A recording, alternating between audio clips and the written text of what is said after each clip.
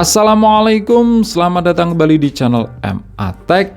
Akhirnya aktif lagi setelah cukup lama itu nggak buat video, ada 2 minggu karena sibuk persiapan lebaran dan hari lebaran. Oh ya, selamat Hari Raya Idul Fitri ya, minal aizin wal faizin, mohon maaf lahir dan batin. Nah, kali ini di depan kita ada sebuah HP yang spesial, smartphone pertama di dunia yang menggunakan chipset terbaru MediaTek yaitu Dimensity 7200. Di sini ada Vivo V27 5G. Dilihat dari keseluruhan spek, HP ini recommended banget untuk harga 5 jutaan untuk sekelas Vivo dibanding saudaranya sendiri yang masih satu naungan BBK Group, tapi kelasnya di bawahnya yaitu Realme 10 Pro Plus. Sama-sama layar lengkung dan punya range harga kurang lebih sama, HP ini lebih banyak plusnya. Tampilan boxnya seperti ini, warna silver dengan tulisan Vivo yang gede. Terus di sini ada serinya V27, di samping kiri Vivo V27 5G, kanan sama aja. Kemudian di bagian belakang ada beberapa keterangan, tidak ditulis spek secara detail ya. Cuma keterangan storage, RAM 8GB, ROM 256GB. Untuk warna ini flowing gold. Yuk lanjut kita buka aja. Nah, di dalamnya pertama ada si HP-nya. Oke, kita taruh dulu. Kemudian ada stiker IMEI, terus dapat silikon case. Di sini warnanya itu bening polos. Kemudian ada kitab-kitab seperti buku panduan dan kartu garansi. Ada kabel USB Type-C, terus SIM tray injector, dan terakhir ada kepala charger. Kita lihat untuk outputnya maksimal 20 volt 4 ampere atau 80 watt. Jadi dikasih lebih dari kemampuan HP ini yang 66 watt. Mantap. Bukan dikurangi jadi 15 watt atau bahkan itu nggak dapat charger. Oke, sekarang kita lihat di HP-nya Vivo V27 5G. Nah, kesan pertama memegang HP ini tuh kerasa premium, seperti bukan Vivo V series lagi. Udah naik kelas, hampir kayak X series. Meskipun kalau dilihat secara teliti, jelas beda kelas dengan X series. Untuk bahan back covernya di sini udah dari kaca yang solid, mantep. Tapi untuk framenya masih dari plastik.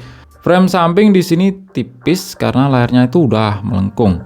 Oke, kita lihat dari sisi per sisi. Di samping kanan ditempati tombol power dan pengatur volume. Terus di sisi atas ditempati secondary microphone. Nah, di sini ada tulisan professional portrait, jadi menambah kesan premium. Terus di samping kiri kosongan aja.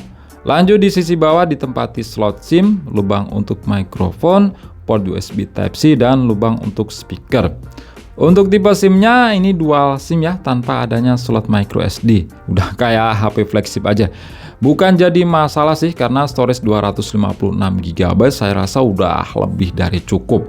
Lanjut di bagian belakang ada tulisan Vivo, triple kamera, dan LED flash yang bentuknya itu ring, bulat gede. Jadi bukan LED flash biasa.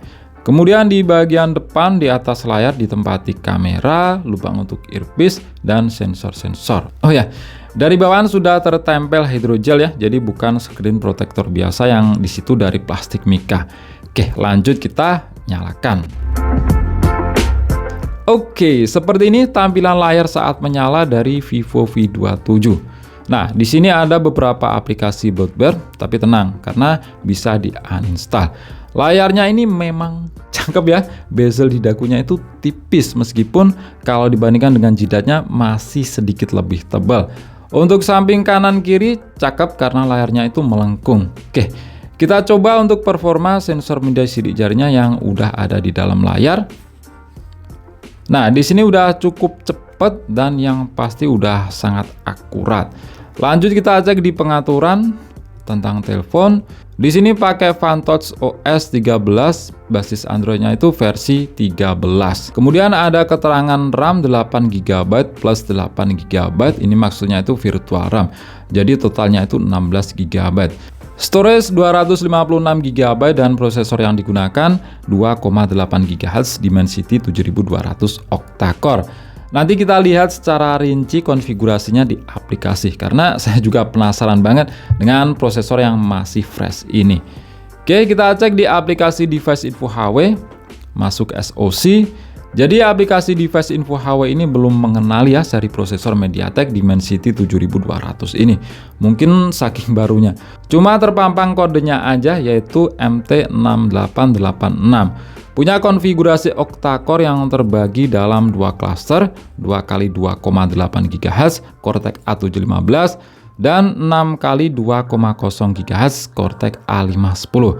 Jadi di sini pakai inti core ARM terbaru, ARM versi 9. Kalau yang ARM versi 8.2 kan itu dua angka kayak Cortex A78, A55 dan lain-lain. Dan di sini Cortex A7 seriesnya juga pakai seri terbaru A715. Inti core yang juga ada di dalam susunan Dimensity 9200 dan Snapdragon 8 Gen 2. Kalau Dimensity 9000, Snapdragon 8 Gen 1, Snapdragon 7 Plus Gen 2 itu pakai Cortex A710. Terus di sini fabrikasinya juga nggak terbaca, yang aslinya itu kecil 4 nanometer dari TSMC dan GPU Mali G610 MC4. Dimensity 8100 itu juga pakai Mali G610, cuma inti core-nya itu ada 6 G610 MC6. Kalau ini kan MC4. Terus geser ke layar, resolusinya 2400 x 1080 atau Full HD+.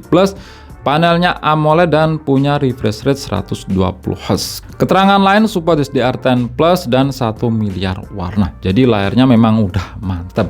RAM dan ROM tadi udah kita lihat. Terus kamera, sensor yang digunakan di sini kebaca ya 50 megapiksel Samsung S5 KGN1. Nah, mungkin ini untuk kamera depan. Karena yang belakang di situs Vivo itu disebutkan pakai Sony IMX766V, yang di sini ada keterangannya. Kamera lain kalian bisa lihat sendirilah. Terus untuk baterai 4600 mAh, support fast charging 66 watt, dan untuk sensor pastinya di sini lengkap, giro itu ada dan pasti giro hardware. Lanjut kita lihat untuk skor Antutu kira-kira berapa nih yang didapatkan Dimensity 7200. Nah, di sini cukup tinggi ya skor yang didapatkan dan memang kelasnya menengah ke atas. Dapat skor 599 ribuan dan mungkin ini bisa tembus 600 ribu lebih kalau pakai kipas. Rincian skornya dapat 153 ribuan untuk CPU dan GPU 186 ribuan. Memang prosesor menengah ke atas sampai atas itu untuk skor GPU-nya lebih tinggi daripada skor CPU. Kalau kelas menengah sampai bawah itu gedean skor CPU daripada GPU. Kemudian untuk storage test, nah di sini dapat skor yang tinggi di 57 ribuan. Speed bacanya itu sampai 1500-an Mbps, speed tulis 1300-an Mbps. Jadi memang kenceng karena udah pakai UFS bertipe 3.1. Dari sini aja perbandingannya dengan Realme 10 Pro Plus sudah kelihatan ya mendingan mana. Dimensity 7200 versi 920, UFS 3.1 versus 2.2, belum lagi sektor kamera. Nah, di sini saya sempat ngetes di aplikasi 3D Mark di mode White Lab Stress Test. Hasilnya itu mantap, stabil banget.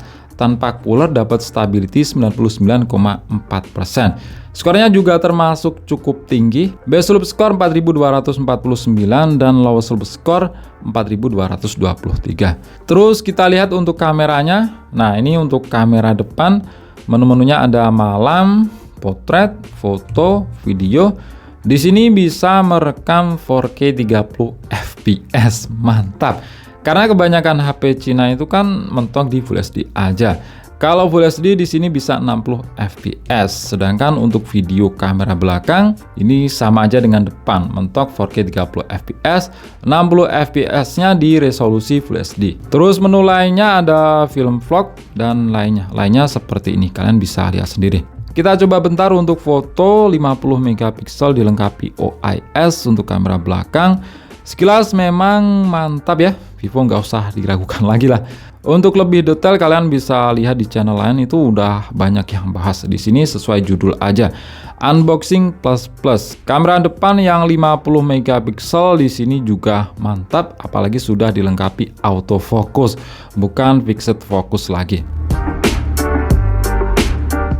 Perbandingan dengan Realme 10 Pro Plus, di situ nggak punya OIS dan kamera depannya cuma 16 megapiksel, video mentok Full HD aja. Oke, mungkin itu aja sih ya untuk video kali ini. Sesuai judul, ini bukan review, tapi unboxing plus-plus aja. Menurut saya HP ini di harganya 5 jutaan dengan beberapa kelebihannya. Buat it sih, layar lengkung, prosesor MediaTek Dimensity 7200 yang kencang, kamera dilengkapi OIS, depan 50 megapiksel autofocus, bisa rekam 4K. Kekurangannya menurut saya cuma satu sih, speakernya di sini masih mono, belum stereo. Dibanding yang sama punya layar lengkung yaitu Realme 10 Pro Plus, tadi udah saya sebut ya beberapa perbandingannya, jelas mending inilah. Oke, itu aja ya untuk video kali ini. Klik like jika kalian suka dan share jika kalian rasa video ini bermanfaat. Kita jumpa di video selanjutnya dan wassalamualaikum warahmatullahi wabarakatuh.